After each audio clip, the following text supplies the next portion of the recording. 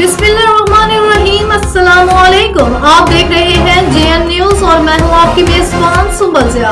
Bulletin का बाकायदा आगाज करते हैं और शामिल करते हैं अब तक की अहम तरीन खबरें।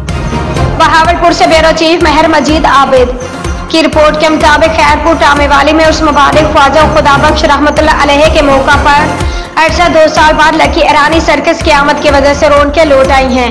लकी ईरानी सर्कस शायकीन की दिलचस्पी और एंटरटेनमेंट के लिए बेहतरीन तफरीही प्रोग्राम पेश कर रही है, जिसमें गैर मुल्की फनकारों ने 4 चांद लगा दिए हैं। लकी ईरानी सर्कस की आमद पर शहर में खुशी की लहर दौड़ गई और इसी वजह से 2 साल बाद उर्स मुबारक की रौनकें दोबारा लौट आई हैं।